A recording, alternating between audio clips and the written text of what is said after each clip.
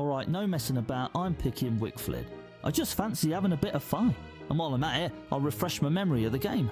And that little Valkyrie, not only does she hit hard, but her skill tree is made for people. Those who tank a lot. Plus, I've got plans today to set up a little ranch, some buffaloes. So I've got some sort of plan. Time to get started. Day 1. First flint, sticks and an axe. But hang on, why am I picking up carrots? Oh right, because Wick doesn't eat vegetables and can only munch on juicy steaks. But I'm already thinking ahead. After all, I can't make meatballs out of just meat right from the start. But before I start putting up the first structures in a makeshift base, yes, because the main one will have its time eventually, in the first few days I'd like to uncover as much of the map as possible. And only gather the basic resources at the beginning. Things like Chester. He's very much a beginner and very much needed. Swamps, important for the future, but not right now. But spiders, that's a different story, and I count them as an initial resource. After all, winter's coming and I need to get ready.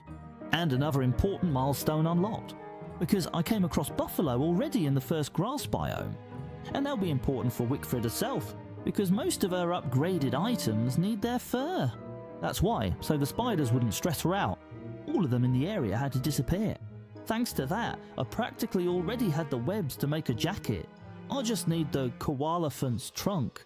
But another success, only the first day was already coming to an end for me. But who would mind? After all, with a torch I'll find something interesting too. Or maybe not, because that's only in the morning. I stumble upon some free marble, along with a statue to finish. Nice ice. But show me, map, what else are you hiding? And I had quite a good rest, blown away by the wind. Because to the second land on the map, where I ended up straight in the desert. Dragonfly, all that sort of thing. Wait, koalaphant tracks? There was nothing to wait for them. To get one right at the start?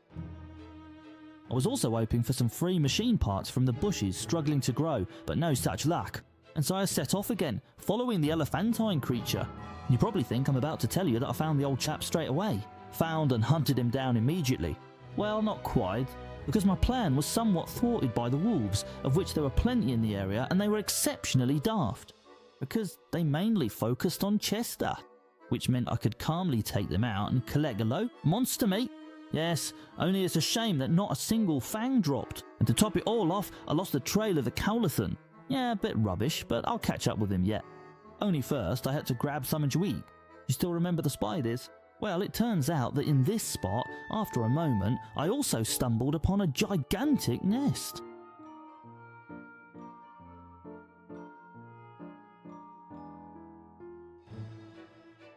And yes, it could have been perfectly round like those ideal ones, but this'll do as well, because, you know, you shouldn't look a gift spider in the mouth, as I'd much rather they ended up on my plate.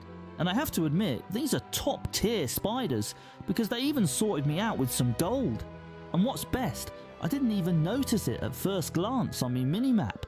I was able to head straight to the oasis by the spiders as well. It's a nice and important spot, but that's only for the summer. For now, I'll just grab a fishing rod from here. On the third day, well, luck was on my side and another koalaphant showed up for me. Only this time I'm not going to let it go. After all, a coat was at stake and it's only the third day. And so I'm tracking our long-eared glate. Along the way, it turns out I also immediately find a bunch of goats, which will come in handy in the future. And now, back to the koalaphant, who seems to be rather fussy, because it respawned on my carpet. Well, I won't lie, I'd prefer machines, but I won't turn my nose up at a koalaphant either. But if I have machines, I'd have a fridge, which would also come in handy straight away, because our giant drops quite a lot. I'll get plenty of meat, but that's not a problem, because to survive the winter I could always make loads of drying racks. Just in case. And if you're new here and wondering why it's going so easily for me, and in a moment I'm taking down bigger opponents, charging at them without any trouble. Well mate, I picked a walking tank. Well, alright, maybe not literally, but our red-haired Valkyrie can really take a lot right from the start. And she's mad enough to keep topping up her Senet and Valcon, so I recommend her. But the third day was already coming to an end. Well, I already had loads of loot, plus I was ready to set up my first base. Alright, but not in this area. Because although I'd probably manage, I'd rather settle a bit closer to the buffalo. Because, as I told you, they'll be important in the future. And I can't be bothered to transport them one by one. one after another to the other end of the map. So I went back with the same wormhole near the spawn and looked for a better spot for the bee camp. Plus frogs. It's all well and good eating whatever's available, but in spring it might get a bit tricky. And I'll spend my first points on the helmet to make it a bit more durable. Plus I'll get a better one at level 3. And I think I'll decide to settle in the Dark Forest. You might ask why? Well, because of Pure Trek. Wait, what Pure Trek? This is Pure Trek. Yes, because you see, I got a mini beefalo with grass. With one, I repeat, with one beefalo. Which works out perfectly because my mate will be the first representative of Beefalo on my ranch. Oh, and finally, there are loads of pigmen and spiders, so I'll have plenty to eat. I couldn't have forgiven myself a better place to start. But wait, I've also got a chest with an extra boss from Terraria. Well, it would be worth taking an interest in that in the future, just like searching the scrapyard, because I had those nearby as well. No, alright then, wonderful loot. Yes, as I said, this is my return. After years of not playing Don't Starve, I won't even bother trying to explain to you what I'll find at the scrapyard, because it'll be new to me as well. Just like setting up the first camp, a campfire, a science machine, and straight away an improved science machine. That's the basics. And yet another co-elephant on day 5 was tempting me, and I'm starting to feel like my mate has some sort of advantage when it comes to finding them. But now I'll pass, because it's already day 5 and it's about time to focus on culinary matters. And while I'm at it, I should turn the trunk into a jacket, otherwise I'd forget about it. With my backpack on, it's time to head out for more resources. And while I'm at it, I'll uncover more corners of the map. And honestly, without getting rid of the spiders here, I could only dream about the pigs for now. Because the spiders were absolutely terrorising them. It would also be useful to pop down to the caves for some glowing bulbs for lanterns, but that can wait a bit, because practically the whole of day 6, I spent mining a fair amount of stone and gold for helmets. Well, alright, there was a bit of fighting too, because I forgot about the extra wolves that turn up every few days, but don't worry, they're no trouble at all. But a bigger problem at the start is the lack of hoppers and other machines nearby. And I won't lie, I was hoping I'd find them fairly quickly. But unfortunately, not a single rusty machine in the area. But on the plus side, I've got loads of Monstermite, and that should be enough for me. And on the 7th day, it's time for the first proper bonfire, just to get a bit of coal. And yes, only I was clever enough to mix 2 piles of Monstermite with different use-by dates. And you're probably wondering why I'm piling so much of this up here. Well, you know, rot. It'll come in handy in the future too, because I'm planning to set up a little farm. I'll gather a bit of coal and I've already got myself a proper kitchen, just as it should be. Yeah, only there might be a slight problem, because I still haven't got a fridge. And my food won't last too long either. But, equipped with new tools from day 8, since everything was going according to plan, I could slow down a bit and focus on restocking supplies. Yeah, I just need to remember to keep my belly full. By the way, a strange thing happened, because after a while twig trees started appearing on the map. But wait, I thought that if there are stick bushes, then trees can't appear. And yet, I've got both trees and bushes. I've simply got both, that's all. Well, on the one hand, that's alright, and there's no point complaining, because it'll actually come in handy. Just like an extra pot and loads of road. You might ask, what for? Well mate, it's time to set up the first drying rack, because you can't live on meatballs alone, and 5 will be more than enough for me. Additionally, I've also gathered my first full stacks of resources, which means I can now focus on finding the machines. Yes, but before I start looking for them on day 10, I'll have another rummage through the dump, hoping that by some miracle I'll get at least 1 scrap for the fridge. And unfortunately, apart from a few scraps, a potato and the odd spider, I didn't find any fridge scrap here. Well, alright, I did find some scrap, but it wasn't the kind I needed. And here's another interesting thing, because I found this robot, but for now I'll leave it here, as to be honest, I haven't the faintest idea what I'm supposed to do with it. But at the same time, I couldn't just leave the local spiders, which were terrorising the cockroaches, alone either, and the pond was full of frogs. In a word, things had got a bit out of hand. There will come a time for avoiding enemies, but for now I can calmly tank them myself.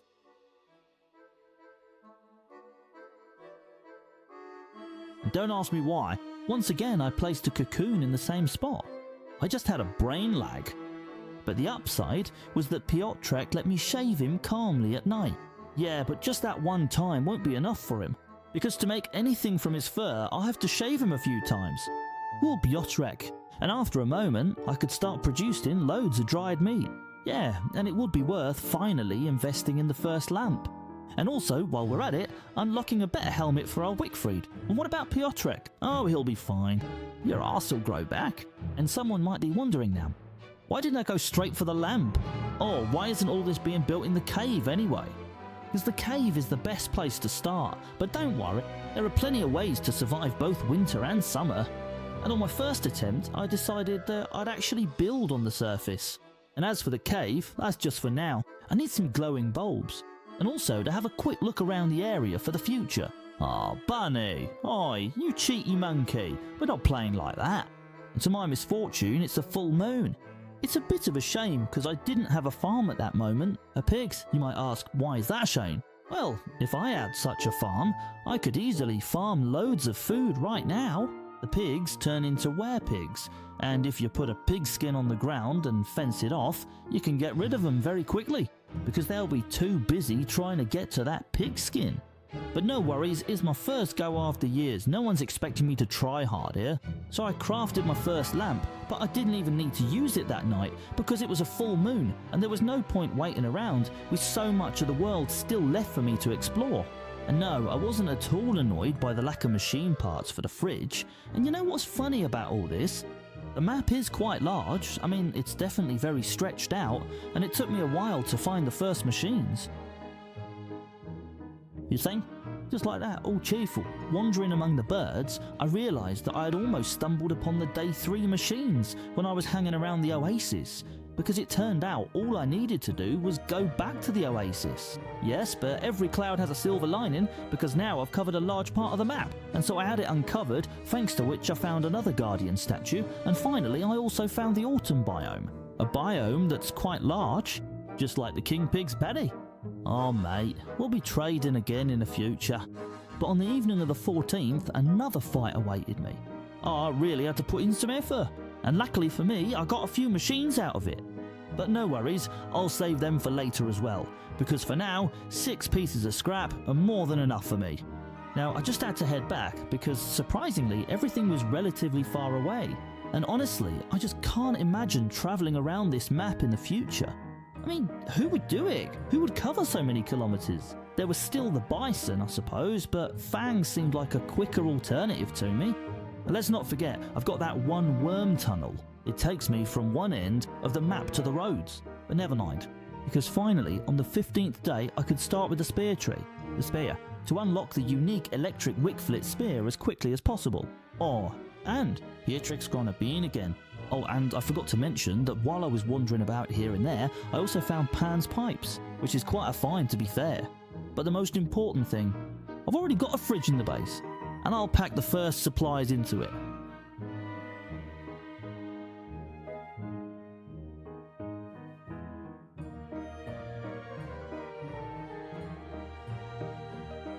Just need a couple more heating stones, and at this point, I have to admit, I'm well sorted for the winter. Prepared.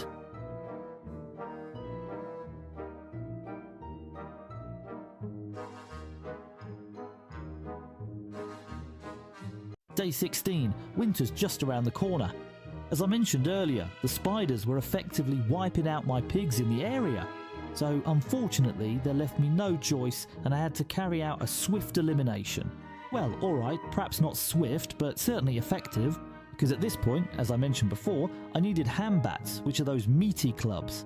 And you get them from 2 large meats and a piece of pig skin. So I was mercilessly bashing the spiders.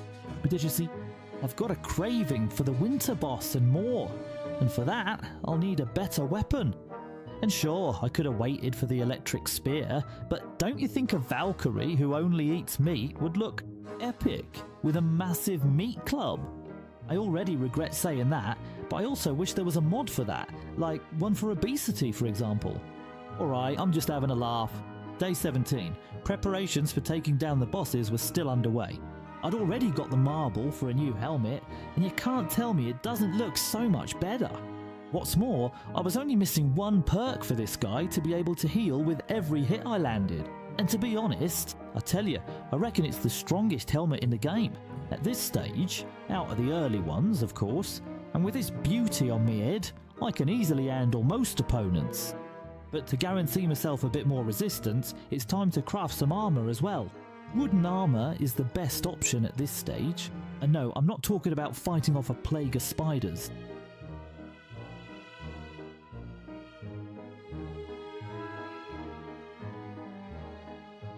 I also needed a load of filler for the crockpot. Carrots and berries will do just fine.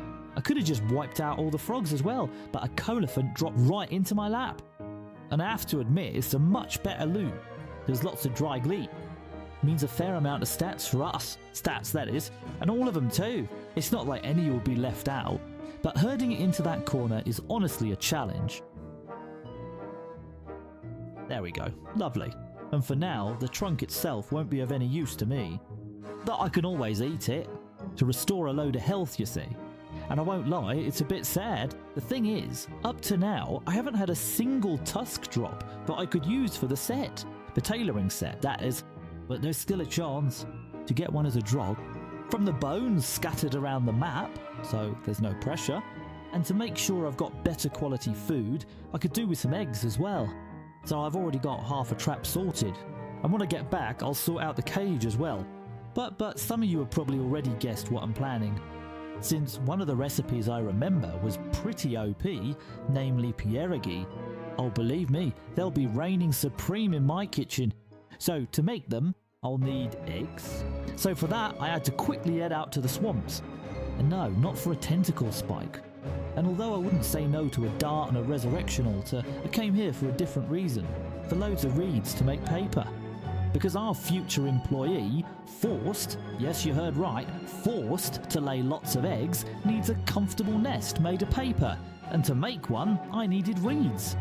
Plus, not wasting the day, I also managed to go on another trip for those previously mentioned fangs. And yes, I got them. And I must say, this wormhole's really handy in this place. Yeah, and here's a little tip for you, because in one of the YouTube shorts, I once saw that you could repair our Valkyrie's helmet with a sewing kit. Unfortunately, it doesn't work for me, so there's no point in bothering with it. The developers must have fixed it, plain and simple. So that's a little tip for you, don't bother trying it. And finally, winter arrived. I mean, it was already the 20th day, so technically it was winter, but soon the temperature will drop a bit. No worries. I was fairly well prepared, to be honest. You could even say more than enough. Because I'm not sure if you really need both a fridge and dryers together. Well, in my opinion, you do. But others might disagree. But what I needed at the moment was some pig skins. Yes, but maybe in a moment, because I was starting to freeze a bit. And before that, I wanted to recover some items from the magic chest. From the one that will give me a boss from Terraria. Or more precisely, one item that will allow me to summon it. Yes, because the current plan was to defeat 2 bosses during this period. Starting with Okataru and finishing with Neolinio Cyclops. That was my plan for the coming days. And the first snows are already falling. So hat on me forehead and jacket on me back. Wait, yes, we're not doing that. Oh no, something needs to be done about that. And delicious pierogi have already made their way into me stomach. And I must admit, it really does heal quite well. And I need more of them. And as soon as the next dawn breaks, the pigs will drop for me in no time.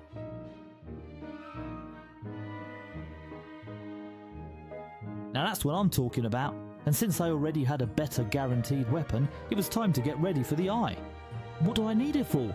You might ask. Well, you see, it turns out that from it we get a helmet which, in fact, never really breaks, because all you have to do is feed it meat, just like our Valkyrie. And this one will restore its durability points. And I must say, even though I had a better helmet, it's worth having something like that. And what about a place for the arena to fight the eye itself? I'll make it under the whole base, because unlike the Deerclops, the Eye of Terror itself doesn't destroy structures. But wait, an important thing, because I've just realised that I still haven't tracked down the Winter Iglomorse yet. Yes, the Winter Iglomorse, that's the bloke who gives us the tusk. And that just won't do, because the bloke only appears in winter. And my map is massive. absolutely huge. So he must be somewhere out there. That's why, for now, I've decided to combine my preparations with hunting for the walrus. During the day, I gathered the filling for my dumplings so that at night I could collect only what I needed. And as soon as day 24 arrived, I set off after the fat mustachioed fella. The nearest areas. I'd already checked them. Only the desert surroundings were left familiar. If he's not there, then I really don't know where he could be, because I've already examined quite a decent part of the map. And I trekked through forests and along the edges of the Twisted Isle, only to end up once again in a deep forest full of spiders. And, you know, after a while I was already feeling defeated because the old sod was nowhere to be found and I was a bit tired. I was about to give up. Only when dawn was about to break did I hear the spiders gnawing at something in the darkness. And then suddenly, as luck would have it, I bumped right into him, found the big lad. Now all I had to do was wait for the sun to rise, because it turned out the spiders had done most of the work, did the job for me. Yes, and they got rid of the wolves, and it turned out I actually had 2 walruses as well. But I only cared about the bigger one, because you don't get an antler from the little cap. And while a cap itself can give us decent resistance to the cold and looks pretty cool, it wasn't that important because the main thing was to get the tusk. Only, to my misfortune, the first time I killed the walrus, unfortunately I didn't get either of them.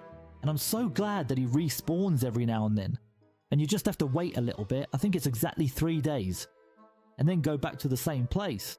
But I couldn't write this expedition off as a loss, because in the end I also got wolf fangs. From wolves, surprisingly enough. And I packed a bit of monster meat into my pocket as well. And there were 4 days and 4 nights left until the arrival of the Deerclops itself. Yes, it's a perfect time to make the Eye of Terror as well. And I didn't wait. Work on the arena started straight away. All in all, 2 campfires here by the base will be enough for me. Because, as I mentioned earlier, the eye itself doesn't destroy structures. And actually, 1 helmet and 2 sets of armour should give me enough protection for this fight. And give me that eyeball, which is probably one of the easiest bosses in the whole game. Because all you have to do is avoid it, or more precisely, its charges, and from time to time take out its little minions. Oi, where'd you nick that little one from? Only when we've knocked off most of its health, well then it'll switch to its second phase. And here it will charge more often and spam even more of those little minions. Oh, and there's also that smash from above, but it doesn't really do much. And don't worry, because if you don't manage to do it before dawn, just like I did, you just have to wait until the next night.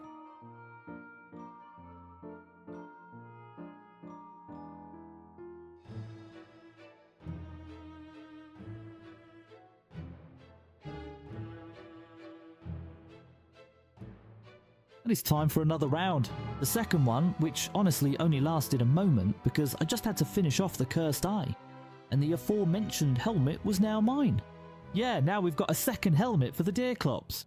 Everything's great and all, but my handbad started to break. It was already halfway through its life spire.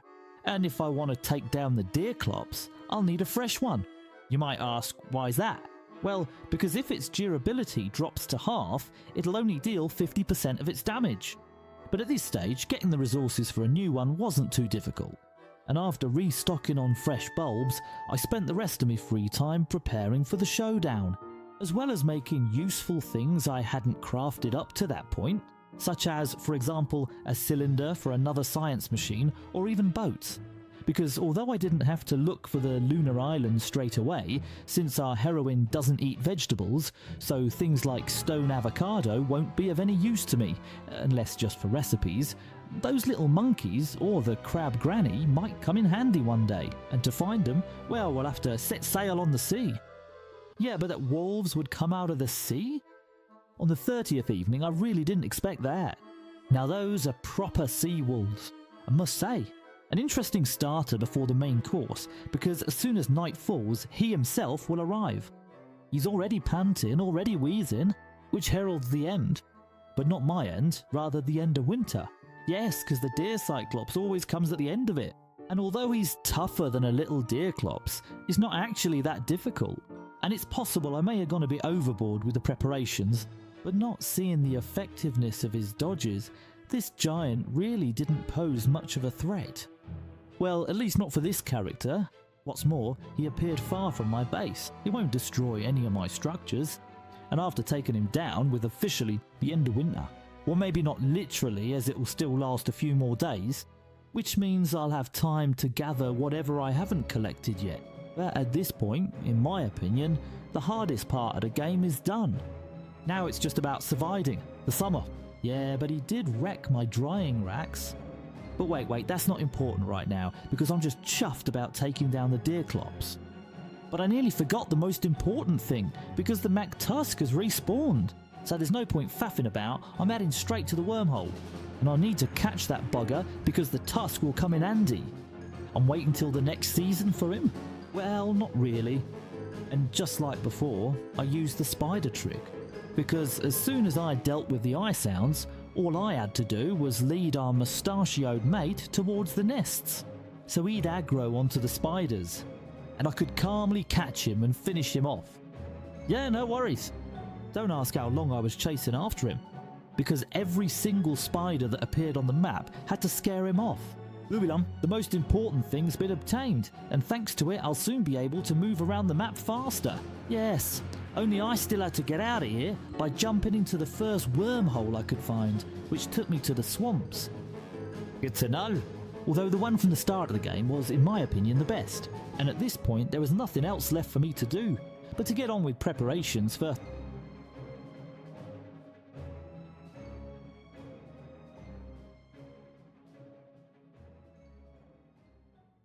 to get ready for spring, as there is still a few days left, and I can make use of that time.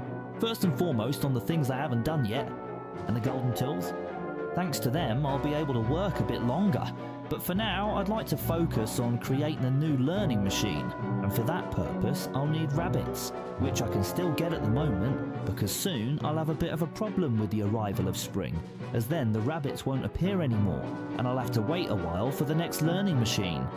So, without delay, I set up the traps, and in the meantime I'll gather some grass. Specifically, grass cuttings, because I'd finally like to set up my first farm. Because, you know, why should I keep running all over the map to collect it, when I could have it right outside my house? And yes, at this point I also made a decision that we won't be moving this base for the time being, because it would take too long and I wouldn't be ready for summer. So everything I do now, I'll be doing in this base, and I'll try to adapt it to my needs. I won't lie, I thought it would be more difficult and that the rabbits wouldn't get caught, but I was lucky enough to catch 4 straight away on my first try. Exactly as many as were needed for the machine. Yeah, it's just that my backside's getting a bit chilly, and I have to remember that it's the end of winter, and I still need one more important resource, which is ice, because firstly I'll need it for the ice flingamatics, and secondly I can always use it for a cooling hat in the summer.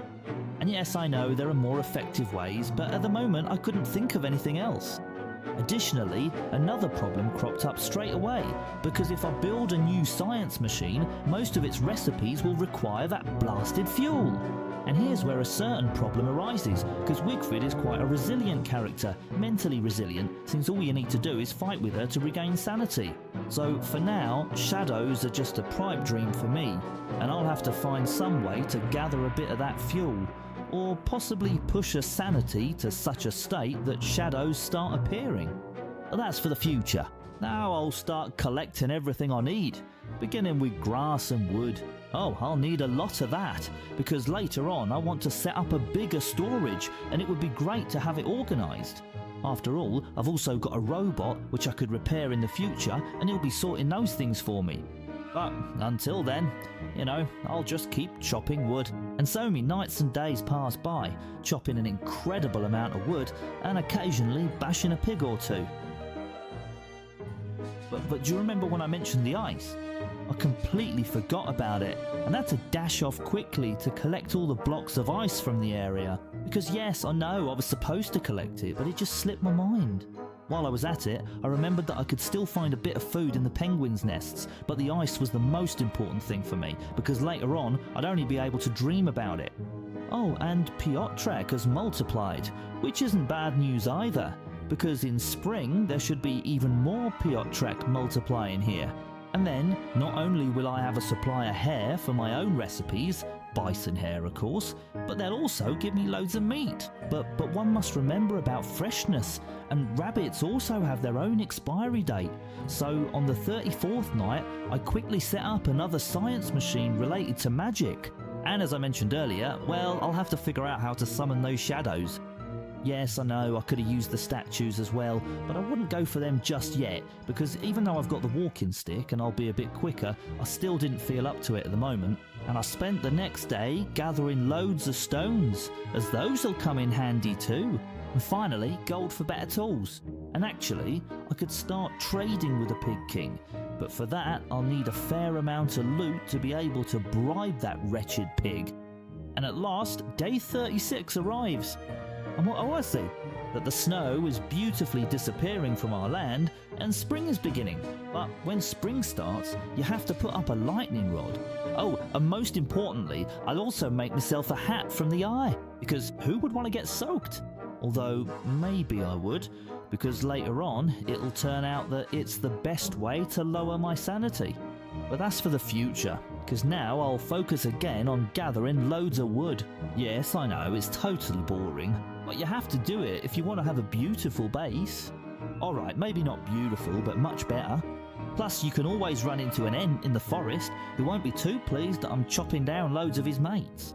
And then it suddenly occurred to me, I can just clear out the whole forest to farm those bastards for drops. And from what I remember, they drop cursed wood and I'm not sure, maybe even cursed fuel. Ah no, turns out they don't drop cursed fuel after all, but we've got living wood, so if more of those handsome fellas show up, I'll be more than happy to take them down. You never know, maybe that cursed fuel will drop, though I doubt it. But every cloud has a silver lining, because it turns out that living wood itself is needed to craft a better science machine, at least when it comes to magic. Yeah, and at the moment, getting soaked wasn't actually that bad, because it really did work, just as I said earlier. It'll keep draining my sanity, and sooner or later I'll end up in a state where shadows start to appear. And that was the whole point. I wouldn't say no to an extra pigskin belt either. After all, you can give it to the Pig King. But I think he didn't give gold for it, and the time has finally come to tidy up the spot where the old drying rack used to be. Because I must say, a new one would come in handy. Although an omelette is a nice alternative, our friend here does prefer more meaty dishes, and for now, 2 drying racks are enough for me, but in the future I'll put up more. And I carried on working on my farm, as I still needed loads of sticks. At this point I was considering stick trees, but it seems to me that bushes are more efficient. And as I mentioned earlier, well, the Piocheskis already have red bums that another youngster has appeared. Additionally, a moose goose egg appeared by my pond. Looks like I'm in for a lively spring. Day 38. I decided to gather a bit more grass. You know, 5 stacks will come in handy. I'll finally have 50 grass, and it grows back fairly quickly. I'll just have to fertilise it for a while to be able to recover it. But that's what I've been collecting all that rot for up to now.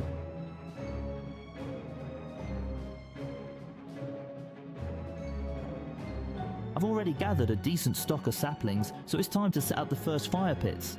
The first one is to mark out how my base should be arranged, and the second will be designated for the farm. Additionally, at this point I could also start removing the grass from under my structures, so that in the future that bulbous plant which spawns eyes wouldn't appear. Or rather, it could have appeared, as I'd gladly accept it, since thanks to it I could expand the range of the fire pit's work. But to stop it from spreading, I need to remove a bit of the lawn. Yes, except at this point I forgot that I'd have to use some other structures to stop it from spreading. But you'll see what happens with that in the future, and as a precaution, I'll go ahead and make my first cold campfire, so that in the future I've got a spare one, because I might simply forget about it. And I'm starting to plant my grass plantation. 5 stacks, just as I mentioned earlier, should be more than enough for me. And since I've got plenty of rot and a bit of manure, I'll have something to fertilise them with. Additionally, the Fling-O-Matic in summer and later seasons will make sure they're watered, but I'll still have to fertilise them from time to time. Do you remember when I mentioned that eye plant? Well, as if on cue, it popped up in my base. And cheers, little one, I'll make use of you in the future, although if I put you here, you'll extend the range of the Fling-O-Matic for me. I'll just remove the turf and we'll see if you spread. Yes, someone might think that was the daftest idea. Oh no mate, the daftest thing I did at that moment was planting twig saplings in the dark, but thanks to that, shadow creatures finally spawned for me and I was able to take down my first one, which meant I regained a bit of sanity and managed to get, well, just one cursed fuel. I must say, that's a cracking deal if you ask me. I was hoping for a bit more, to be honest. Then, on the 40th day, I turned a load of wood into boards. Like I said before, I'd really like to have a lovely storage room. And yes, I remember I mentioned setting sail to look for the crab granny and the rest of them. But well, it's spring, so I've got every chance to expand the base as much as possible. And the crab granny can wait, because right now I haven't the faintest idea where the lunar island might be. What I do know is what can go. Namely, I can start tending to my little garden. And someone might ask, alright, you're playing as Wigfrid, so why do you need a garden? Well, because I'll be growing fillers for my dumplings in it, and 3 plots will be more than enough for me. Of course, I'll plant everything in a 3x3 layout, as it's probably the most efficient. But I really didn't expect to get a gold nugget from the field. And you can already see it was a good idea to do this. It's very easy to grow plants in spring. That's because I don't have to water them all the time, as the rain pours, well, comes down like mad. But that doesn't bother me, and I can carry on expanding my base, finally putting up a better cooled campfire. And yes, I know I still had time for that, but don't worry, I'd have forgotten about it later. And on the 41st day, I decided to set off in search of some goats and marble trees. Do you know why? Because from marble trees, I'll be able to get marble. Well, it's not hard to guess, but I'll be able to turn that marble into saplings, and well, Wigfrid will find those saplings very useful, because in the future I'll have an unlimited supply of marble for my needs. Firstly, I'll be able to make loads of helmets from them, and secondly, I'll have those heavier marble armours. Oh, and of course, I also came here for the goats, and I really had to chase after them quite a bit. But it was worth it, because not only did I get loads of meat, but I also got the much desired horns. It's just a shame they dropped one at a time, because I had to take down quite a few goats. But every cloud has a silver lining, as my sanity did recover a bit in the end. Plus, for the future, I need to remember to finally get rid of some of these spiders from here, as they could be troublesome in the summer. But for now, I've got the horns and loads of meat as well. And I've got marble, so I'm heading back to base. And there's a little surprise waiting for me there, because you know what? Turns out that nuisance has spread and I need to do a quick bit of pest control. But that's a lesson for next time. When it shows up, I'll have to whack it straight away, as I still haven't decided what sort of carpet I'll put down here. And these seeds will be much better for planting. And thanks to the new spear, I'll be a thunder-wielding Valkyrie. Just look at our dash, mate. I can't wait to put it to use. Also, as I mentioned earlier, I've planted my first marble trees on my farm. Yes, that'll be important. Yes, but so I don't have to talk to the plants every day, because in this game, if you talk to the plants, they grow better. I also came up with the idea to get a bison horn. You might ask why. Well, you know, if you blow into one of those, all the plants automatically get that daily boost you'd normally get from talking to them. Alright, maybe not daily, because I don't think you have to do it every single day, but it's just worth doing. And at the same time, I could test out my new spear. With just one problem, because you see, the Pyorkis didn't want to cooperate. And even if you managed to lure one Pyorchki away, the others would immediately come running to help their lonely mate, which meant I'd get a bit of a beating. But since there were already 5 of them, those 4 could basically go. Well, in the end, the Pyorchki clan won't die out, because there was still one little one left, and I managed to get loads of meat, plenty of hair, and a few spare horns as well. And I learned how to use my thunder-wielding spear. But I really didn't expect that even a pig would end up helping me. And to be honest, I was more worried that it would steal my meat. But now it turned out that it didn't. And at that moment, I could enjoy a fair amount of meat, hair, and some spare horns as well. And that Piotr will rebuild his clan yet. You'll see. So horns for the future as well. I'll never run out of those. But it would be handy if I didn't run out of filler either. Just in case for my dumplings. Vegetables, that's a good thing. But actually, berries might come in even more useful. That's why, after quickly topping up the filler from a lamp, I started thinking about the next things that should be on my farm. Because it would be nice to go into summer without being hungry. At the same time, my head started to go a bit again. It's probably because of this rain, and since I've already gathered some cursed fuel, I don't need any more for now. Well, what? You shouldn't look a gift horse in the mouth, should you? In the mouth, right? Yeah, but how long am I supposed to wait for these shadows?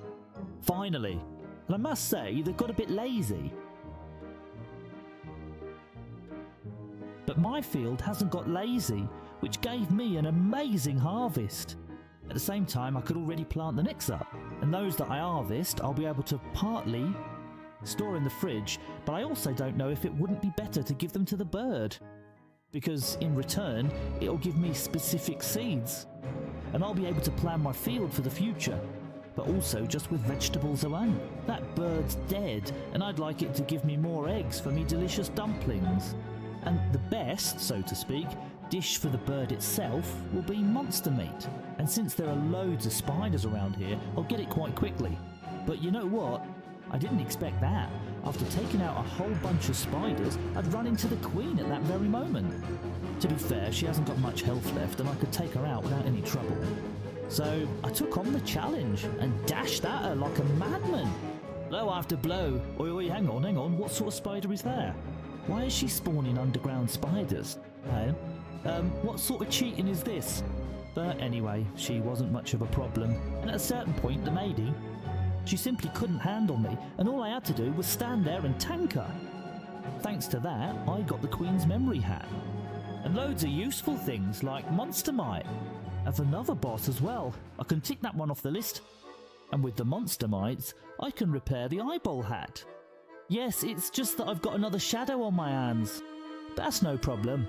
And at this point, I could also start digging up graves. To start collecting things for the Pig King. Because it would be nice to work with tools that last a bit longer than the basic ones. And he'll give me loads of gold. Just like the bird gives loads of eggs. And I must admit, I'm running a bit short on space in my fridge. So in the future, I'll need to make a bit more. More of them.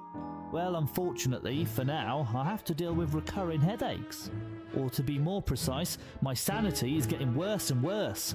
Which is odd, because I'm not really doing anything that could have a bad effect on it. Alright then, I'm looting graves. That might not have been the best idea at the moment, but I'm still managing just fine with them, unless of course some ghost starts attacking me. There's nothing quite like wandering around a graveyard at night for free parts. Well, I think I've got the full set for the fridge now, but honestly at this point the drop in sanity was just ridiculous. Although it might have been caused by wandering around at night, because oddly enough during the day it didn't take away my sanity. So I worked and gathered berries. By the way, I was planning to head over to the Pig King as I'd managed to collect a few trinkets. And I dashed through the biomes like a madman. Along the way I picked up whatever I could find until I reached the portly fellow and handed him all the toys I'd managed to dig up from the graves. As a result, he gave me quite a lot of gold, almost 1.5 stacks. And in the process, I thinned out the nearby forests even more. You know, I just got rid of the berry bushes from there, as they'll all be growing at my place. And on the way back, I'll gather plenty of manure and check in on how things are going with the Peots. Well, their numbers were starting to increase again, which is a good sign. Yeah, and you know what else is a good sign? It's that I won't be running out of that cursed fuel here, because as soon as night falls, well my dears, the rot just comes pouring down on me. But there's no need to get disheartened. So many crops gained, everything's going well. Well, what could possibly go wrong? Well, actually, at this moment, nothing really. Because, as I said before, it's spring. It's the most chilled out season in this game. And I could calmly get on with tending to my garden. And it would also be useful if I took care of some things that will come in handy in the summer. But, well, I don't always remember everything. And ploughing the field can actually be quite pleasant.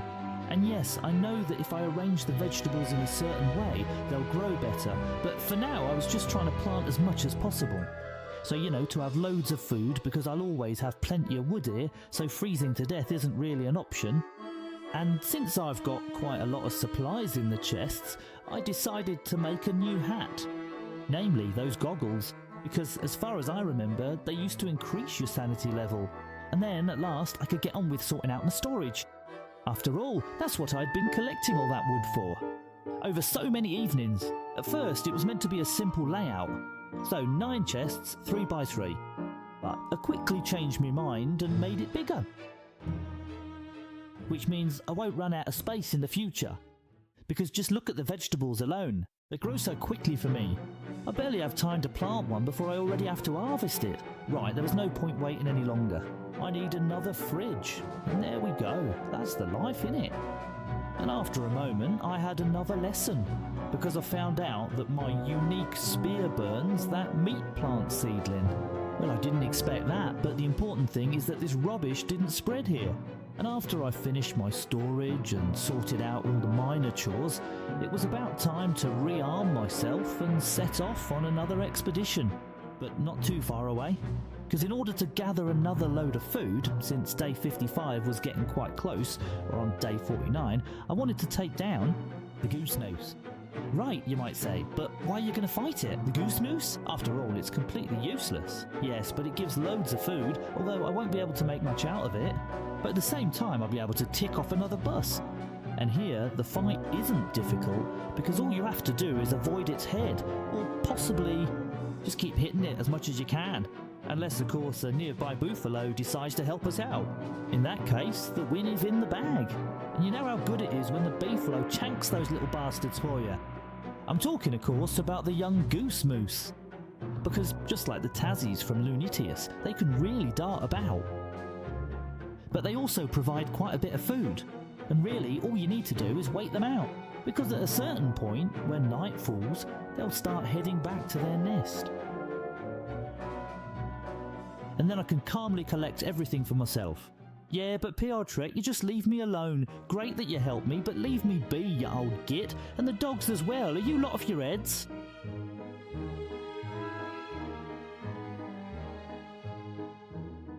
But as for the blue crystal, I'll pass, because I only need the red one now to build the next science machine. Yeah, and Piotrek won't let me finish gathering the meat. So now, on day 50, we can slowly start walking about in the summer. Because at the moment, I've got enough to fill my belly, the farm meets my expectations, and I've got a decent stockpile of resources for more helmets and other things as well. Just an interesting thing, you can let me know in the comments why, during spring, part of the forest turns into a stone forest. It's quite curious. And from what I remember, there weren't any trees like that here. But anyway, never mind that, because I had to start planning what I was going to do in the summer, for a very simple reason. It'll be hot and my mobility will be limited. So right from the start, I'll definitely want to extract something from the pond in the oasis.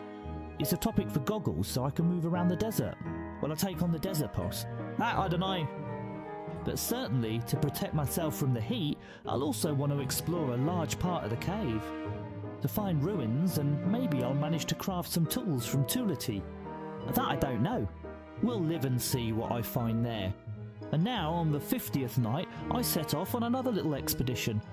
Because I still didn't have enough gold. And there were still a few graves in the area. I had them. Only, well, it would be a daft idea that if I restore my max vicinity, I start digging up everything from the graves at night. That's why I waited until morning. And as soon as the morning came, I dashed off like mad to dig up all the graves. Yes, and to annoy a few ghosts as well.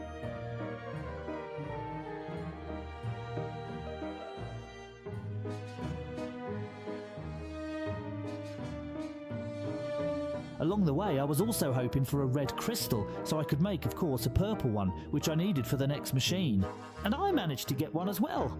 So, after that rather swift operation with the destroyed sanity, I headed towards the Pit King.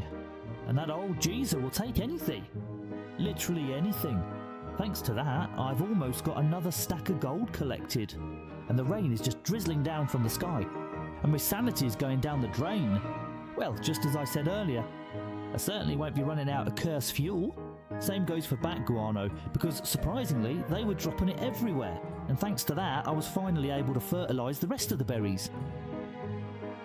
So perhaps I'll deal with the beefalo, who, oddly enough, have chosen my base as their new home. And that's great. I wanted to build a ranch in the future, but hold on, Piotrek, it's not time for that yet. One day you'll end up living with me anyway. But for now, I think I'd rather be a farmer than a rancher. Yes, as long as all this survives until the next season. and then it'll be alright, even in a day 52. Both fridges are already stuffed full, and the Piokis still wouldn't give up and keep coming up to my base.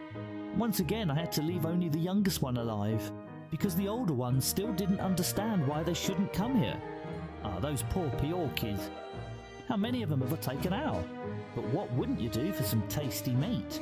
Especially for some delicious turkey, which is Wickfried's favourite dish. Oh yeah, she really likes it. There was loads of work, and I won't bore you with the details here. I simply spent another day gathering everything I'd grown. And those marble trees really are worth it. And I didn't know they could drop a sapling on their own. And since it was already day 54, on the horizon, it was time to prepare for an expedition to the desert. As I mentioned earlier, I'd like to fish up the blueprint for the goggles to move around the desert during summer. To find the local boss there, and no, I'm not talking about the dragonfly, I mean that lion larva sticking out of the ground. Well, the plan was solid. I prepared loads of helmets, plus some extra armour and even a shield. I'm still not quite sure how to use it. But no worries, I'll probably get the hang of it in time. Pyrodia, the foundation of any expedition, and I, with quite battle-ready kit, was almost set to head out. Just need to grab the marble armour and a massive lump of ice for my forehead so I don't go up in flames. Any moment now. Just before the dawn of day 55, I quickly set off towards the oasis because I knew summer was about to begin. Yeah, and do you remember when I told you I should clear out the nearby spider area? Well, I didn't do that. Although, at that moment I was kitted out as if for war, and I could have handled them, but for the time being I put that idea aside and turned my attention back to the goats. Because, you see, my unique Wit spear was already getting worn out. And yes, I know it can repair itself when I use its special ability, but that's not exactly super effective either. It will be quicker to make a new one. Yes, only I still needed to get hold of any horns, and those just weren't dropping for me at all. And as for the goats themselves in the area, well, there were really getting to be very few left. But every cloud has a silver lining, because I also found a better fishing rod. With floats, which I couldn't take at the moment because my inventory was full. But I'll take the fishing rod for myself. And I was absolutely knackered, even in a day 54 left. I went back to base to drop off the most important things I was carrying.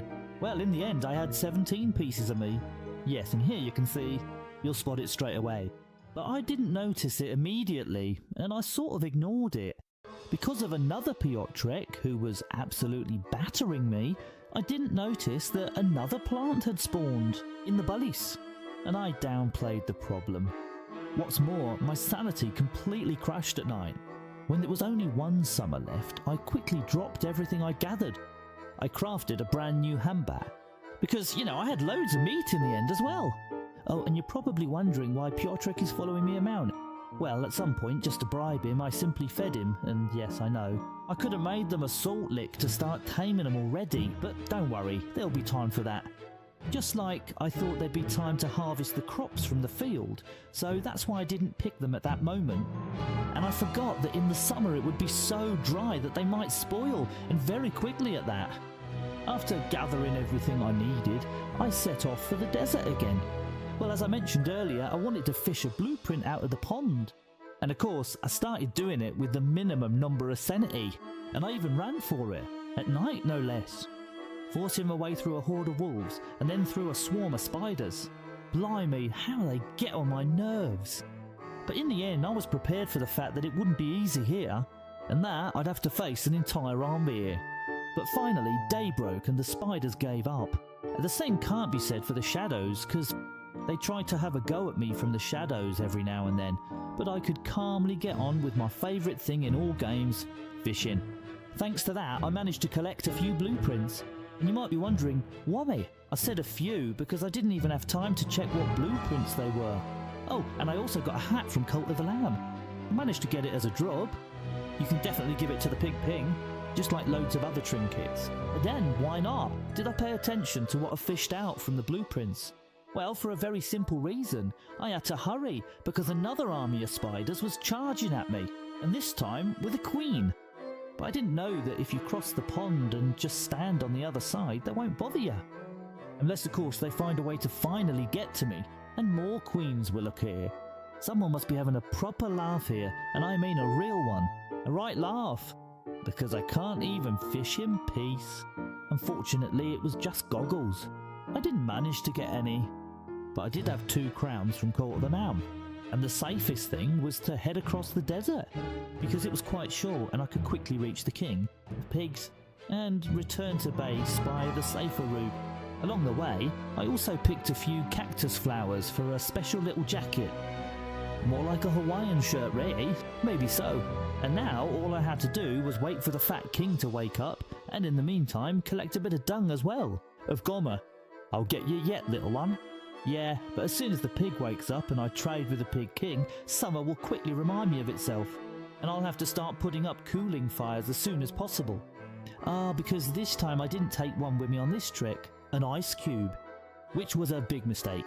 But every so often, I set up those cooling fires for myself, so I had no trouble getting back to base. It's just a shame you can't fry a fish on them, but never mind that. Because when I finally got back to base on day 58, pretty well roasted and with very little health left, I remembered that I hadn't actually removed that plant. And I was just about to get rid of it, but... well, unfortunately, the little bugger got me.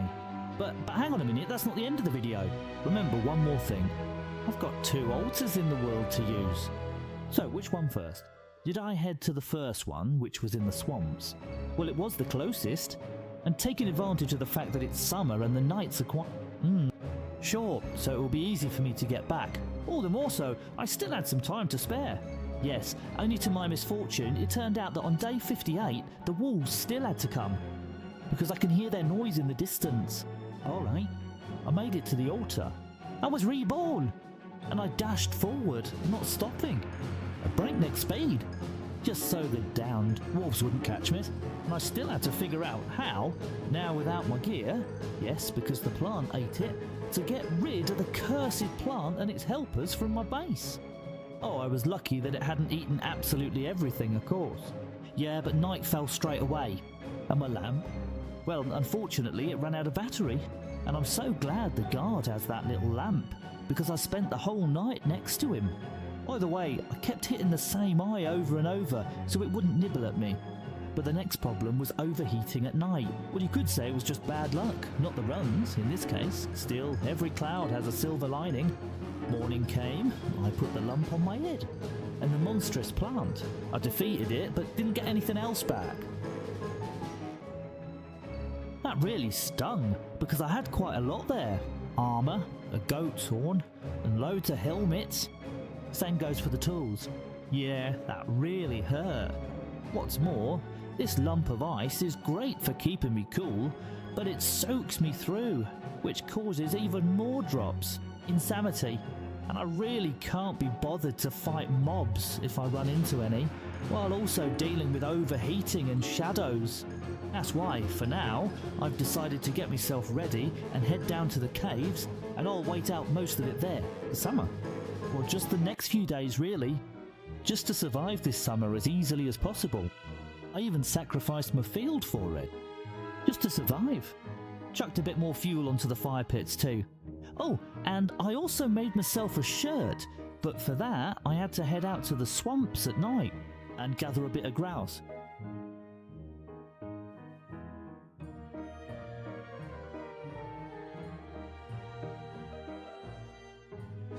And as soon as I'd made the shirt, I quickly planted some trees so that if I came back I could chop them down straight away and quickly top up the fire pits. Unfortunately, my crops withered, just as I said they would. Summer is dry and I had nothing to water them with, as I hadn't made a watering can and didn't want to waste time. And on night 60, I headed to the caves, where I was going to spend the next few days.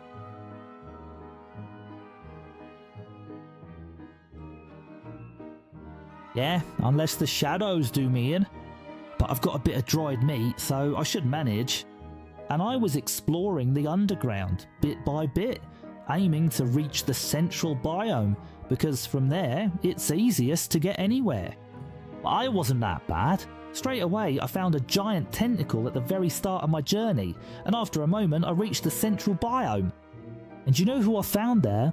Yes, that's right, a pigman trapped in the underground. Most of you are probably wondering what he's doing there. Well, officially, nothing. We can free him and, if I remember rightly, also defeat him in the future, because when we come back here he should be able to break those chains without any trouble. A small correction, unfortunately. Our mate won't break those chains on his own, and we'll need a Turlecite pickaxe to destroy them. So for now, our mate won't be defeated, and we're getting back to the story. And I'll gladly take some marble from these columns. We'll see if I manage to do it, because at that moment survival was what mattered, and exploring as much of the underground as possible. The biome with red mushrooms has been found. The edges of the central biome have been searched thoroughly. While I'm at it, I'll deal with the rabbits as well. Carrots make a decent filler for pierogi, and there are quite a few of them here. And I'll head south, precisely southeast, so that after a short while I find the underground Chester. Well, here he is. Just look how cute he is. He'll come in handy too. It's just a shame I couldn't take him out of the cave, because when I come up to the surface, the little one stays down there with the item that summons him. If you know how to change that, you can let me know in the comments. And at this moment, I've just discovered some ruins. Alright, small ruins, and these little blighters, who are going to be a bit of a nuisance. Cursed slappers don't give you much, and they're incredibly annoying. But at this point, I was most interested in the science machine from the ruins, which I hadn't found in the first ruins, so I went off to look for it elsewhere. And, a bit further on, I came across more ruins, which had even more bananas, even more mobs, and more slappers. And a bit of thulecite, but I didn't find the machine itself, nor any larger ruins for that matter. But I still can't write off this expedition, because I survived several days underground, as it was already day 63, and I'd explored quite a large part of the caves. And now I know where to look for thulecite in the future. So all good, but I need to head back up, because the fire pit won't last forever, and it needs a bit more fuel. Especially since I run out of supplies and didn't really have anything to eat, and if I eat plain burnt monster meat again, I'll end up losing my mind. That's why, on the 63rd night, I returned to camp. All the more so, I processed everything I had. Literally everything I had, just to be able to survive somehow. And just as I mentioned earlier, those trees I planted came in handy, because in the morning I quickly refilled the Guardian's tanks so it wouldn't stop working. I did the same on the farm so I wouldn't lose my crops, because I'd already lost some anyway, and unfortunately there's nothing I can do about it now. But a small extra plant appeared in the field, which was suspicious because I hadn't planted it there, and while I was collecting rotten plants from the field, at one point I didn't notice that a fruit fly had appeared and started biting me on the backside. Oh no, little one, that's not going to happen. And I know that you can probably somehow get her to work for us in the field, but at that moment I didn't know how to do it, and I was focused on something else, on surviving. Unfortunately, the simplest way to get food at that moment was to kill as many spiders as possible and pray that the queen wouldn't show up anywhere, because that's all we needed. Well, wait, why is the ground suddenly shaking? Ah, you see. Do you remember when I mentioned the boss that's located in the desert and how I was specifically looking for goggles to help me find him? Exactly. In the summer, at a certain point, he'll start creating these sinkholes, which will not only deal us damage, but also make it harder for us to move through them. But it's not all bad, because in the future you can also use them, for example, to destroy loads of trays. But that's for later, because right now I really had to focus on gathering as much food as possible and think about what to do here, since there weren't many Piotrków around either, and I didn't want to wipe out the rest that were left. And since summer was slowly coming to an end, because summer lasts from the 55th to the 70th day, making it one of the shorter seasons, I decided to give the bosses a miss this time and focus on further developing the base. Yes, I know, that's what autumn is for, but I just had a proper kick in, so I had to ease off a bit and think about what to do next. First on the list was setting up a better science machine. I mean that magic science machine, the one that will give me the Sword of Darkness. And that's all well and good, except in my case it's completely useless, because when I carry it, my sanity just keeps dropping. And even more so, if I use it, my sanity will drop as well, but I made it anyway. I don't know why, but I've got it, and then I had to start thinking about setting up a ranch, to have unlimited beefalo meat. But at that moment, another idea came to me, because I can set up both a ranch and one more extra farm. And no, not a pig farm, because I've decided to make a spider farm in the future.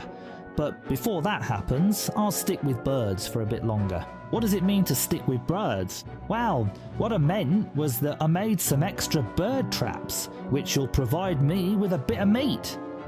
Or at least I thought they would work like that, because unfortunately for me, as it will turn out later, those blasted crows are more likely to give me feathers than actual meat. And so I'll just carry on living here, because it really is tough. As I mentioned earlier, I can use their feathers to make a quill, but the songs for Wigfrid that I wanted to craft in the meantime don't really cost me much, so for now I've decided to leave them be. Because I have more serious problems to deal with. I needed that spider farm, so I didn't wait around and built loads of stone walls, which will come in handy in the future. And for the farm's location, I chose a little peninsula where there used to be penguins. And yes, they might well come back there in the winter, but that doesn't bother me because the spiders will deal with them easily enough. So I didn't wait, and the adventure of clearing the forest began. Blimey, I chopped down so many trees here. And you know what's the funniest part? That when I thought everything had finally calmed down and settled, suddenly I was attacked by shadows and ents at the same time. Someone must be having a laugh at this point. Even I didn't see that kind of wombo combo coming. And it was great that the pigs distracted one of the ents, which meant I could, after putting on my marble armour, take down one of them, because those buggers just won't let up. And while fighting, I managed to restore my sanity as well. Yeah, you think that's the end? Of course not, because suddenly that bloody lava from the desert remembers me and has to make 2 craters. You must be having a laugh. It's an absolute comedy at this point. Calm down. I've lost the second end. Thanks to the fight, I managed to slightly restore my sanity and hurried off to chop down that damned forest. And as soon as I did that, I left the wood lying there. I'll come back for it one day. And with my head in bits, I headed towards the capes because I needed bulbs. My lamp had run out, and I can't afford a repeat performance and lose a second altar at this point, and it'll be daft to get taken out just by the shadows. And I won't have fun memories of this summer, unfortunately, because it turned out to be the toughest season so far, at least for me. But I didn't give up and fought against everything as best I could. And like a typical girl, I picked some flowers to restore a bit of my sanity, and with really little health left, I still had to go back to that cursed forest to clear the area for the farm, just hoping that no ent would spawn at that moment when I only had 5 health points. And you know what? Luckily, none of them spawned, and I could calmly start building the walls. Honestly, you've no idea how happy I am that everything has calmed down.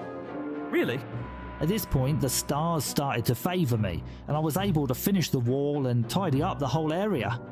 Of course, I turned my base into a tip as usual, just like in most games, because I couldn't be bothered to sort it all out at that moment. And I only needed one more day for that blasted summer to finally end, because I was honestly sick of it by then. Yes, just when I thought there would finally be some peace and it would actually be pleasant, I decided to set up a farm. But the moment I was setting up the farm, of course the lava had to make itself known again, but I didn't give up and planted those blasted cocoons. While I was at it, I put an extra chest right by the farm so I could store supplies there, and I'm really going to need a fair few traps to be able to make the most out of this place. But you know what? At that point, all I wanted was to get back to base, get rid of everything to do with summer, and get ready for autumn. Because after all, it's day 70 now, which is the last day of summer, a season one won't remember too fondly. Yeah, and And you lot have no idea how happy I am about this autumn, that it's finally coming, because firstly, I'll be able to restock my supplies, and secondly, I'll finally get to test out driving the Bison. And let's not forget about the watering can, because that's very important. Additionally, a diet based on frog legs can't be that bad, and in the form of a sandwich it might even be edible. But if I'm going to set up a ranch for my one bison, because that's all I'm planning for now, although I could have more in the future, I'll focus on just the one for the time being, but I need resources. Firstly, for a bell, and secondly, for a salt lick for this handsome chap. I also spent the whole night and the entire following day breaking rocks, so that I could really hit the ground running this autumn. As I mentioned earlier, at the start we'll focus on taking over one bison, then I plan to use it to explore the rest of the map and assess the possibilities of where the crab granny might be. I hope I'll get some sort of clue in the future, but the clue I actually got was about where the next co-elephant might be, and I wouldn't say no to that because I'm really starting to get a bit desperate when it comes to meat. I tracked the little bugger until at one point I noticed some different tracks which started to make me think I might actually be dealing with a warg. And you know what? I came across a slurtle. Yes, one of those sheep that spits snot at you. By the way, it also gives wool for a special combat saddle for our mount. And I want to take it down because it will give me a bit of meat as well. There's just one problem, because the little bugger spits at me mercilessly, which stuns me. But in the end, I managed to take it down. No, I won't say it was easy, because it definitely wasn't, and if I'd had Pan's flu, I could have put it to sleep. I didn't have it. But you know what I did have? A lot of luck, because it turned out that there was going to be a full moon that night. So, since I'm near the autumn biome, we head straight for the Glommer, because I'm not going to let that one go. His droppings will still come in handy for me. While I'm at it, if I come across any werpigs, I won't turn my nose up at them either, just like with loads of frogs, because they're easy opponents and will give me plenty of meat. And Glommer himself will be very pleased with this encounter, just as I am with the 12 drumsticks, which will go straight onto my drying racks as soon as I get back. Well, some will end up in the pot too, but most importantly, Glommer is left at the base, and I could calmly get on with making the first saddle as well as the bell for the beefalo. The same goes for the salt lick, which will come in handy later, but it's worth crafting it now because, as you know, we don't have to place objects straight away. Yes, but that's only when it comes to the saddle. Well, here a small problem arose, and unfortunately the fact that I didn't have a pig farm really came back to bite me, because I had very few pigskins, even though there were quite a few pigs in the area. I'm talking about pigs, and one house more or less doesn't really make any difference to anyone. And if it did make a difference, well mate, you'd end up on my frying pan, and after a moment I'd be chuffed because I'd managed to collect those skins. And what about my spider farm? Well, let's just say it sorta works. Yeah, I just need to remember to keep breaking those cocoons regularly in the future, so I don't end up with loads of queens in one spot. But let's get back to it. The saddle's been crafted, and while I was at it, I also set up a station for customising my Beefalo in the future. Yes, I'll make use of that one day. And now it's time for the first P-Trick Alpha. Who's going to be my little rascal?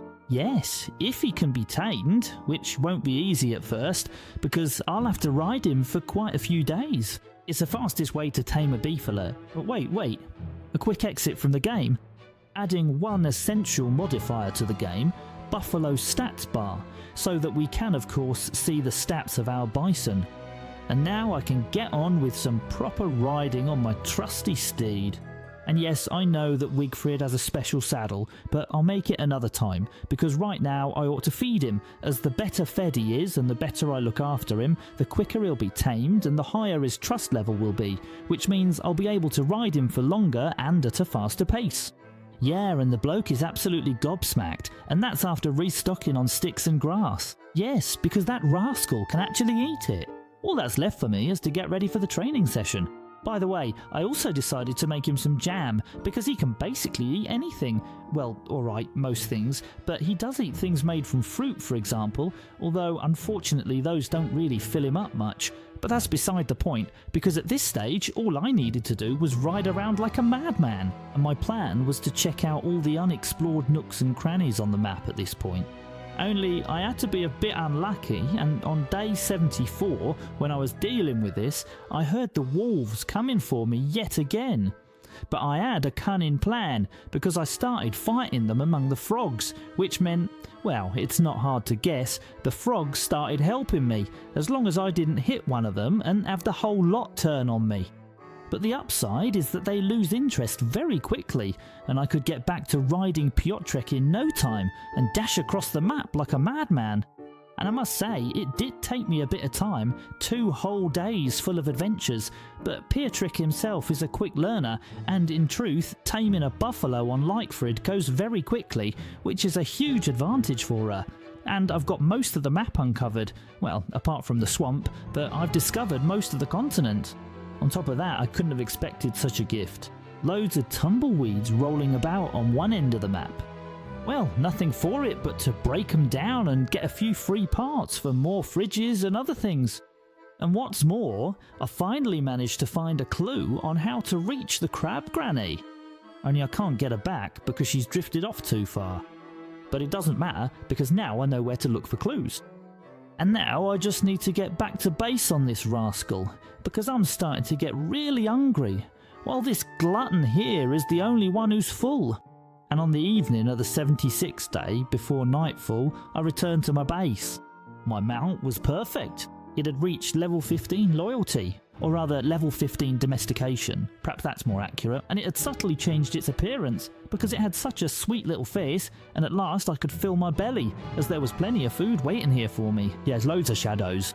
But as I mentioned earlier, I won't be running out of dark fuel anytime soon, and what's more, at this point I have to take back some of my complaints about the Shadow Blade. For a very simple reason. It really does deal a lot of damage, and it doesn't break like the handbat does.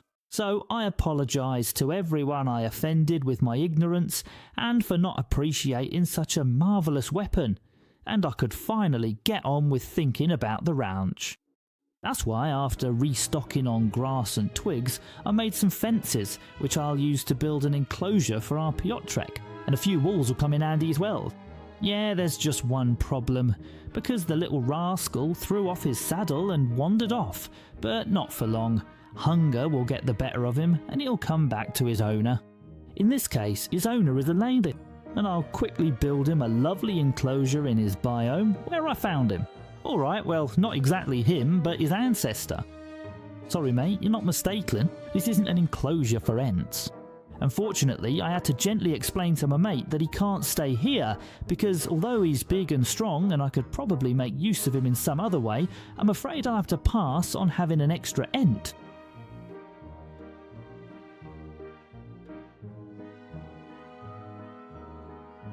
And on the 79th day, I'll finish the whole enclosure by putting up a salt lick and planting some grass for Piotrek so he's got something to nibble on. And as far as I'm concerned, the enclosure's finished. Yes, but there's just one small problem, because Piotrek has rebelled and doesn't want to let me take him over. Yes, because I had to assign him to the bell once again. I don't know why he got deactivated.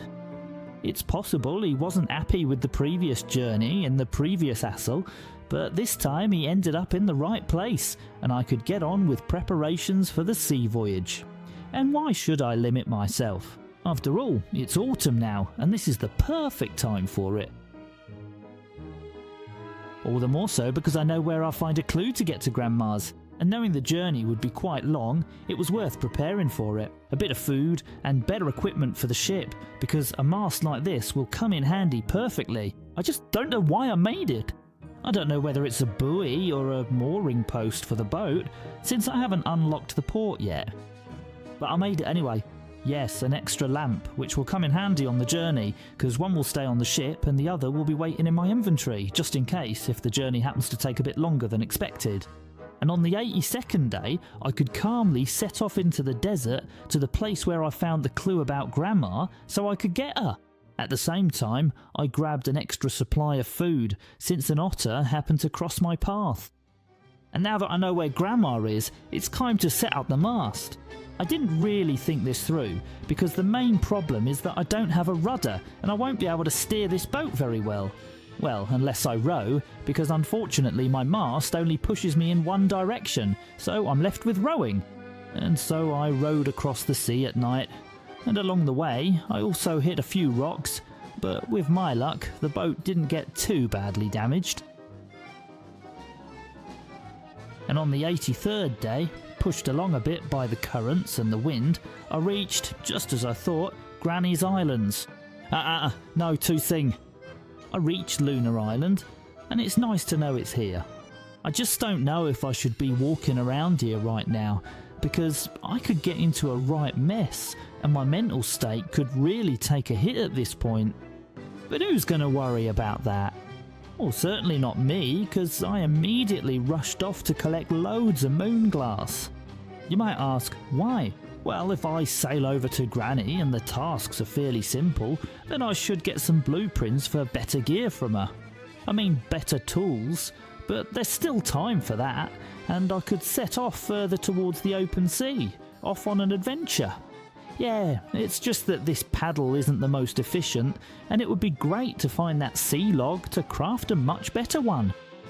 Yeah, and at the same time avoid the Lunar Island, because surprisingly it turns out to be really big, and when I'm near it my sanity drops terribly, and I can only move forward at a dizzying minimum speed. For now I just wanted to use up this paddle so I could soon move on to a better one. But the fastest way to travel is with the wind.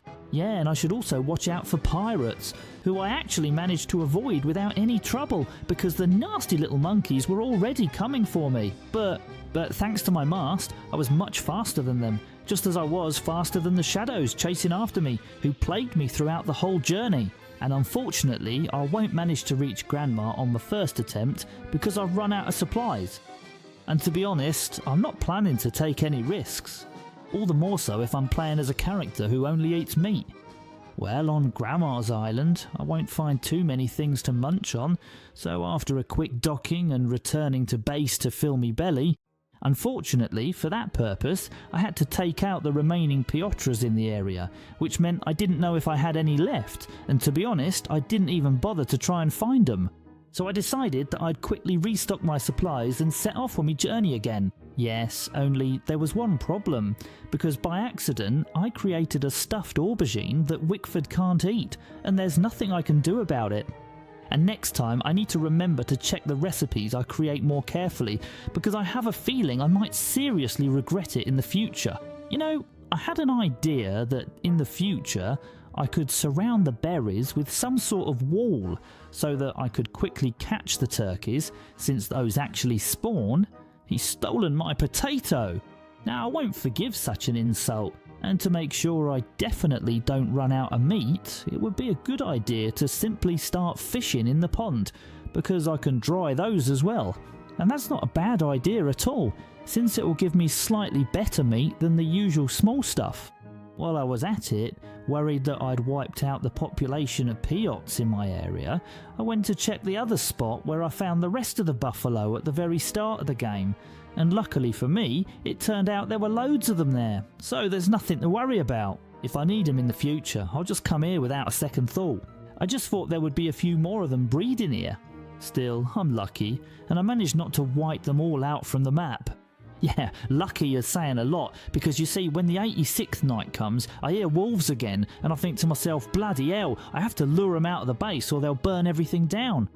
But I wasn't expecting a warg, and I spent the whole night running around like an idiot, just trying to avoid them. When dawn breaks, well, you're in for it, because the pigmen will help me, and I'll take down the warg first, yeah, and then I'll set the forest on fire. It couldn't have gone any better. And after making sure nothing else would burn, I scoffed down that salmon of mine. Yeah, only downside is that Chester and Glommer copped it. And you know, it's not a problem with Chester, because he'll come back after a while, but with Glommer I'll have to get a new one. And I wasn't too keen on that, but I could live with it. But now, as I mentioned earlier, I'm restocking my food supplies and setting off in my boat to visit the good old crone. Well, after all, I've only got 3 days left until winter arrives, and I'd like to use them to find her and to prepare myself so that on my next expedition I can bring her the things she needs to rebuild her cottage and perhaps even fulfill at least one of her wishes. Or maybe she'll give me some sort of blueprint. Yes, only with my luck, I happened to come across a decent cluster of rocks along the way, and a little nuisance in the form of a shadow, which would unfurl my sail every single time. And I couldn't calmly focus on the journey, because I had to keep an eye on that rascal and furl the sail. And only after a while did I realise that all I had to do was stand on his paw, then he wouldn't be able to reach our sail and he'd get stuck. And I could calmly survive the night and set off towards Grandma, only to hit a few rocks right at the finish and make some proper holes in the boat. Honestly, I do have some luck. Grandma found, cottage explored, and I should be able to sort these things out without any trouble. As for the boat, well, it won't survive the return journey, so I had to gather new wood for a new boat, plus explore Grandma's island, which isn't actually that big, and I reckon it could be larger. But for now, I won't even try to steer here and attempt to survive the winter. Oh no, mate, I have to build a new boat and get back home as quick as possible, which I do manage in the end. Only this time, I plan to avoid all the dangers I encountered before and set off like a true Lord of the Seas towards the mainland. But just like before, I had a few problems, and although this oar is really efficient, it got me into quite a bit of trouble, and I was praying as hard as I could to reach land. Yes, I made it. Monkey Island, honestly, I couldn't have landed in a better spot. Well, unless they tried to rob me, and I couldn't afford to lose me planks, otherwise I'd never get out of here. But luckily, I managed to build a boat at the very last moment and escape from that cursed place. Because until I become a pirate and, I suppose, get myself a hat, there's no point in trading with the monkeys here, as they'll just rob me every time and take everything to their king. And now, at last, on the calm evening of the 89th day, I could return home. Alright, well, almost calmly, because I did sink that boat as well. But never mind that now. Winter is coming, and I could get ready for another Cyclops. I could also take the opportunity to tidy up this base, because it's really become quite a mess here. Plus, you know what I need a buffalo for, don't ya? Because when I died to that plant, I lost my staff for fast travel in such a stupid way. So right at the start, as soon as winter begins, we're off to hunt that cursed walrus. But before that happens, in the meantime, I'll do a bit of fishing. While I'm at it, I'll check on my spider farm. And unfortunately, my sea adventure meant that the cocoons grew far too much. And when I tried, so to speak, to sort the whole situation out and set the traps up again, unfortunately, queens started appearing. And not just one, but several. And since those poor things were fenced in, they had no way of getting out. Well, you know what's going to happen. They'll never sleep again because they won't have anywhere to put their cocoons, and the nearby pigs and penguins will only wind them up even more so they won't hide away. But at least Piotrek was carved. But don't worry, dried fish is always valuable, so I'll try to get through the winter with them. Unless, of course, there's suddenly a full moon, and I can once again take advantage of the fact that our wretched piglets will turn into werewolves and will drop more items. Plus, the spiders will even do some of the work for me, and fenced in by the wall, they won't eat all my meat or skins. So actually, it's not a bad solution at all with those queenies. I'm curious if it could be automated somehow, but not at the moment, because winter has already arrived and I've been tricked and got extra tenants in my database. So what, maybe a turkey in the future? Well, it's possible. Only, as I mentioned earlier, it would be a good idea to prepare for the Cyclops and, while I'm at it, sort out all the tools I've got, because I really did have quite a lot of them. I'm such a hoarder that at one point I had more tools, you know, the kind you use just once, than I had chests. I really will have to sort it all out, but it won't take me much time, practically just a day and an evening. And the plus side is that now I know where everything is, and I was able to get myself organised as well. And in the meantime, I also got ready for another trip to the Walrus, just as I mentioned earlier.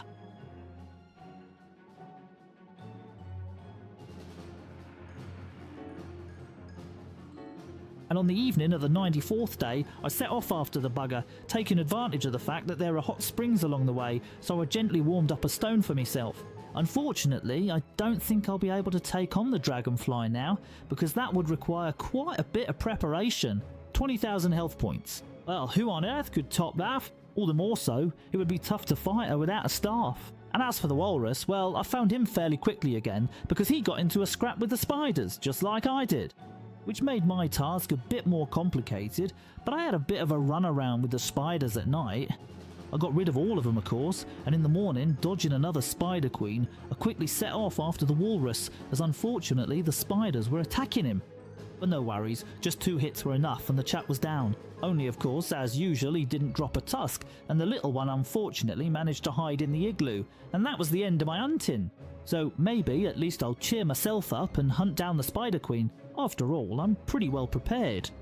The plan was good, only I didn't anticipate that my Shadow Blades would wear out quite quickly, and even though the Spider Queen only had 600 health points left, I had no way to finish her off and had to leg it pretty sharpish because the spiders just wouldn't let up. And I took advantage of the opportunity and used one of the previously discovered entrances to the underground, which happened to be right next to the second exit that led to my base. And to be honest, this is more efficient than that Warholm, and I think I'll switch to it, because unfortunately the Warholm itself was doing my head in, and I was running low on that again. Same as with health, and with food as well. So for now, I decided to get back on my feet. You never know, maybe I'll play a bit longer and it would be great to take down another Deerclops. So I focused on preparations. I've got loads of marble, so I'll craft myself some marble armour, because I'd like to lure my mate out and tank him. I just hope none of the upgraded ones turn up, because that could catch me off guard. I also went through my chests once more, just to make sure I wouldn't be missing anything. I crafted the first set of armour and used the rest to make seeds for marble trees, because they should have enough time to grow in the next 5 days. At least that's what I'm hoping. Yes, and you're probably wondering where I got the iguana from. Well, it turns out that the longer we play, they just start appearing from the grass in the world. But grass is grass, so I'm not complaining. And I'll prepare myself a supply of pierogi as well, since I happen to have quite a lot of the extra ingredients. And as for the meat, at this point I had to rely solely on monster meat, because I didn't want to use up the dried fish. I'll save that for when I need to restore a larger amount of sanity. Same goes for the large meat. And I was making pierogi like mad. And the 96th day was already drawing to a close, but I was stubborn, and even though I had little health left, I still had to do something. Oh, and I found a new Piotric, so there must be another one somewhere in the south that survived. But that little rascal will come in handy. As I mentioned before, I was stubborn and set up extra traps to catch more spiders. But I made one mistake, because I filled my belly with quite a lot of monster meat. Dried, just to be clear, but still monster meat, and I thought I'd easily be able to handle any difficulties I might encounter, because, you know, taking down a shadow is no problem. And on top of that, I wanted to set loads of traps by the spiders. What could possibly go wrong, especially since the queens were asleep? I didn't foresee one thing, because unfortunately one shadow came at me from the side, and that scoundrel took a bite out of me. And once again I went down. But wait, I've still got one more chance. There's one more altar, and I dashed over to it quickly. Since we were already on day 97, I didn't have far to go. I had plenty of sticks and grass along the way, so I could warm myself up if need be. I used my last lifeline in this world. I only gathered what I needed and set off for the base, hoping I'd somehow make it there, although I didn't have much life left. But who's going to care if I burn something along the way? So I went from bush to bush. And when I was right at the very finish, let me repeat, right at the very finish, it turned out that flowers don't burn for very long, and I was really close to warming myself up. I even had the campfire going, but unfortunately I couldn't manage. And on the 97th day, I met my end, and there was still so much left to do. Well then, that's the adventure behind us. I managed to survive almost 100 days, but let's bear in mind that this was my return to Don't Starve after a really long time, and I pulled off a pretty decent result. If you enjoyed it, as usual, leave a like, a comment, and subscribe. And me? Well, I'll probably be back with a video like this at some point, but not anytime soon. So, until next time.